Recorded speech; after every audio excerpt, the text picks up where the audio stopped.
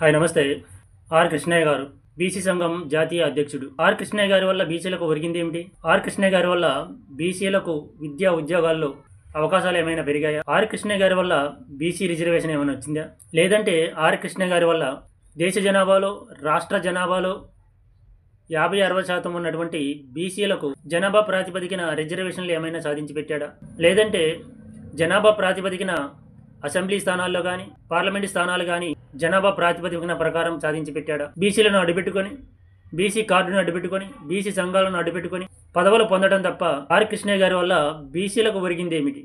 ఏదో ఒక పార్టీకి సపోర్ట్ చేస్తాడు, ఆ పార్టీ నుంచి పదవులు పొందుతాడు, ఆ పార్టీ అధికారం కోల్పోగానే వెంటనే ప్లేట్ ఫిరాయిస్తాడు, పదవులకు రాజీనామా చేస్తాడు, అధికారంలో ఉన్నటువంటి పార్టీల నుంచి పదవులు తీసుకుంటాడు. పదవులను తీసుకోవడం కోసమే సంఘాన్ని నడుపుతున్నట్లుంటుంది కానీ బీసీలకు ఏదో సాధించి పెడదామని కానీ ఆయనకు ఉండదు. పదవులు తీసుకుంటాడు, బీసీల హక్కుల గురించి మాట్లాడడం మర్చిపోతాడు. ఆ పదవులు పోగానే మళ్ళీ బీసీ కార్డు అందుకొని బీసీల హక్కుల గురించి మాట్లాడుతూ ఉంటాడు.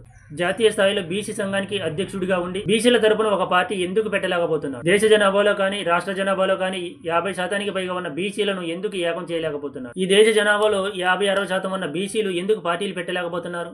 ఎందుకు పార్టీలను నడపలేకపోతున్నారు? ఎందుకు రాజ్యాధికారం దిశగా అడుగులు వేయలేకపోతున్నారు? ఈ విషయంలో బీసీలు ఎస్సీలను ఆదర్శంగా తీసుకోవాలి. దేశంలో అతిపెద్ద రాష్ట్రమైన ఉత్తరప్రదేశ్లో ఎస్సీ నాయకులు పార్టీలు పెట్టగలిగారు. ఆ పార్టీని ఎన్నో సంవత్సరాలు అధికారంలోకి తీసుకురాగలిగారు.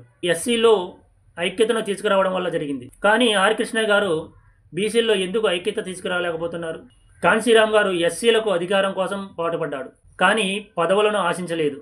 ఆర్ కృష్ణయ్య గారు బీసీల కోసం పోరాడుతున్నా అని చెప్పుకుంటారు, కానీ పదవుల కోసం పాకులాడుతూ ఉంటాడు. అందువల్లనే బీసీల్లో ఎన్ని సంఘాలు ఉన్నా వారి కులాలను మాత్రం ఏకం చేయలేకపోతున్నారు, రాజ్యాధికారం దిశగా అడుగులు వేయలేకపోతున్నారు. బీసీలు రాజ్యాధికారం కంటే వారి వ్యక్తిగత పదవులకే అధిక ప్రాధాన్యత ఇస్తారు. అందువల్లనే బీసీలు రాజ్యాధికారాన్ని సాధించలేకపోతున్నారు. దేశంలో 50% జనాభా ఉండి రాజకీయాలను శాసించగలిగే స్థాయిలో ఉండి ఆ దిశగా బీసీ నాయకులు ఎందుకు ప్రయత్నం చేయడం లేదు? ఎందుకంటే బీసీల్లో వారి వ్యక్తిగత పదవులకు ఇచ్చిన ప్రాధాన్యత వారి జాతి కోసం ఇవ్వరు, రాజ్యాధికారం కోసం ఇవ్వరు. కాన్సీరామ్ గారు ఒక పెద్ద రాష్ట్రంలో ఎస్సీలను అధికార పీఠాన్ని ఎక్కించగలిగినప్పుడు బీసీ నాయకులు ఎందుకు రాజ్యాధికారం దిశగా అడుగులు వేయలేకపోతున్నారు? ఎప్పటికప్పుడు విద్యా ఉద్యోగాల్లో స్థానిక సంస్థల్లో 50% రిజర్వేషన్ కావాలి అంటూ పోరాడడం తప్ప రాజ్యాధికారం దిశగా అడుగులు వేసింది లేదు. జనాభా ప్రాతిపదికన అసెంబ్లీ స్థానాలు పార్లమెంటు స్థానాలు కేటాయించండి అని ఎందుకు పోరాడలేకపోతున్నారు? ఈ దేశంలో ఎస్సీలు పార్టీలు పెట్టి రాజ్యాధికారం కోసం పోరాడుతున్నారు, కానీ దేశ జనాభాలో 50% ఉన్న బీసీలు పార్టీలు పెట్టలేకపోతున్నారు, రాజ్యాధికారం దిశగా అడుగులు వేయలేకపోతున్నారు. బీసీ నాయకులకు వ్యక్తిగత పదవులు హోదాలు తప్ప రాజ్యాధికారం అవసరం లేదు. దేశ జనాభాలో కానీ రాష్ట్ర జనాభాలో కానీ బీసీలు 50% ఉంటే ఏంటి, 60% ఉంటే ఏంటి, ఏంటి ఉపయోగం?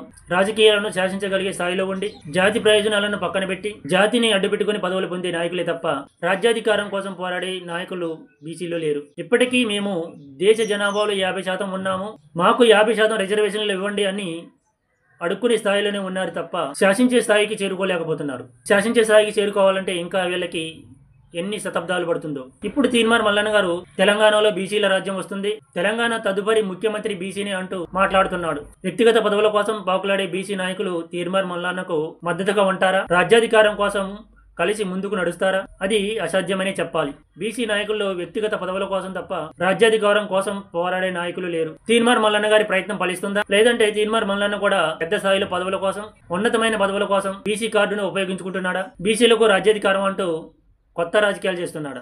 మొత్తానికి దేశ జనాభాలో 50% ఉన్నటువంటి బీసీలు 50% రిజర్వేషన్ల కోసం విద్యా ఉద్యోగాల అవకాశాల కోసం పోరాడతారా, లేదంటే అధికారం కోసం పోరాడతారా అనేది వేచి చూడాలి.